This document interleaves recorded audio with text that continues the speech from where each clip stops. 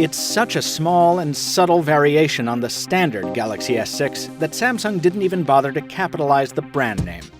But don't be fooled by the understatement. As with other bold devices from our recent history, it's surprising what a little curve can do. It's Michael Fisher with Pocket Now, here with a video review of the Samsung Galaxy S6 Edge.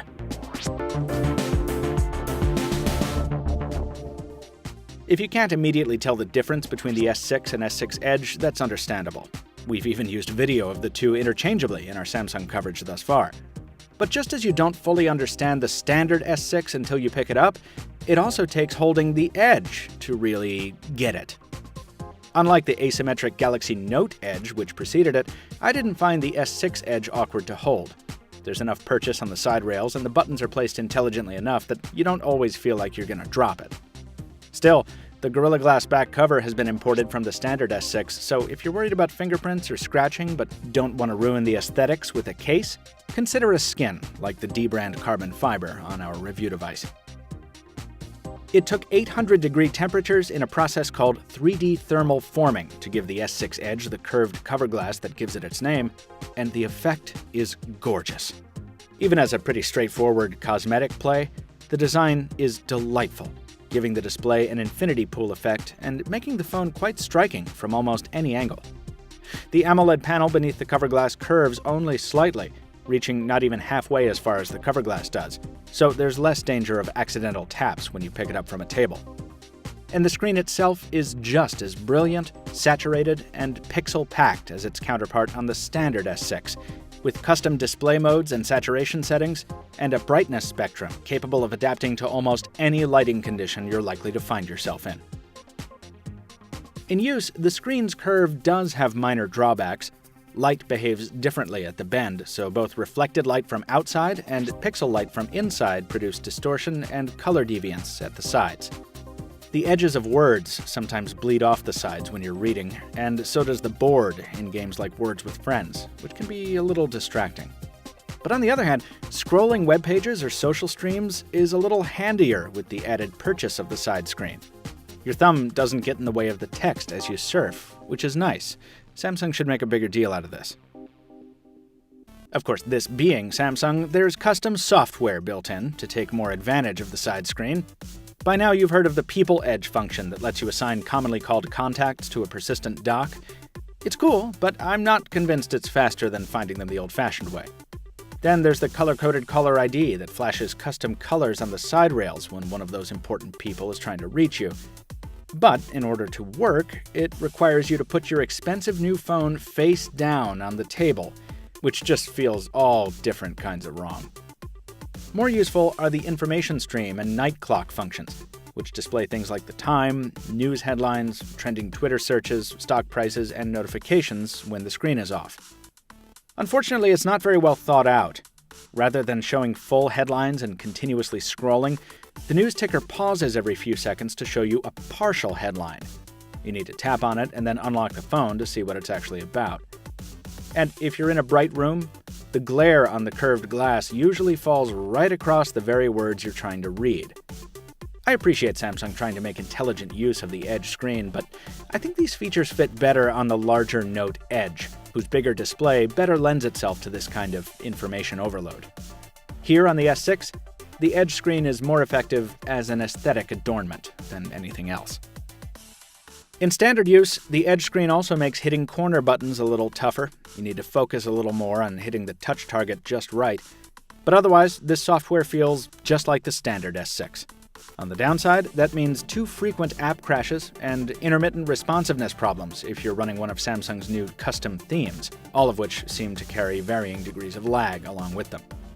On the brighter side, it means blazing fast performance if you stick to the default theme, as well as new and useful touches like simplified quick toggles, a streamlined settings menu, and the excellent fingerprint scanner built into the home key. Double-click that home key, and you'll find the same minimal camera viewfinder as on the S6, and it's driving the same optically stabilized hardware, too. Colors are saturated but not too overdone, contrast and sharpness lend a little more punch to most photos, and HDR jumps in when it needs to rescue highlights from the shadows. The wide f1.9 aperture helps get focus and preserve detail in low light, and the front-facing camera's wide-angle lens makes for a group-friendly shooter if you don't want to use the rear camera selfie mode. There are no special camera controls along the sides, as there were on the Note Edge, but that's not too big a disappointment as I didn't find those very useful anyway. Just as on its conventional cousin, the S6 Edge's camera is one of the best you can buy on a smartphone. Also like the S6 Edge probably won't last you a full day if you take a lot of pictures, or really do anything that keeps the screen on for an extended period. At this point, folks, I've been through 3 T-Mobile units, gotten feedback from a colleague on Verizon, and seen enough other reviews to say that the S6 and S6 Edge have fair to poor battery life. Keeping your services updated helps, disabling Wi-Fi calling may help, and keeping an eye on what apps are running in the background is always a good idea. But I've never been able to get much more than 3 hours screen-on time between charges. Yes, it charges incredibly quickly with the adaptive charger in the box, and the wireless charging built in is very convenient and fun if you or your favorite coffee shop use Qi or PMA chargers. But this is the company that came up with the name wall huggers to make fun of people who couldn't last the whole day on their phone batteries. And if you're like me, you probably won't last the whole day on the S6 Edge, not without intermittent top-ups. If you're a desk jockey with a wireless charging pad next to your computer, you'll be fine. If you need a long-lasting smartphone for the road, the hiking trail, the boat, or really anywhere not right next to a power outlet, this isn't it. Fortunately for Samsung, the S6 Edge measures up beautifully in other performance aspects.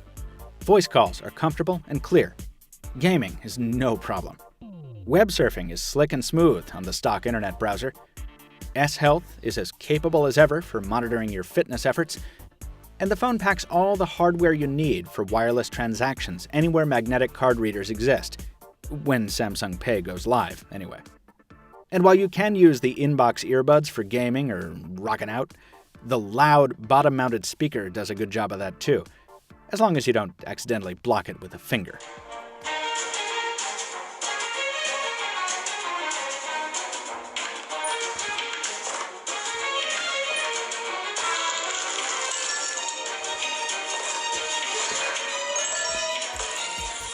So, the very first day I used this device in public, a railroad employee stopped the official business she was doing, locked eyes on my review device, and cooed. "Oh, is that the Edge?" That's why you buy this phone. It catches the eye better than almost any other handheld out there, without being too ostentatious about it, and it oozes the same feeling of quality construction as its non-edgy brother.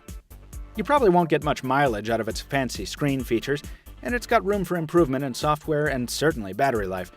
But it's easily one of the most beautiful smartphones of the year thus far, with one of the best Android cameras ever. It's not cheap, but the Galaxy S6 Edge is a solid buy if you want a flagship phone with the looks to match, and you don't mind being a wall hugger.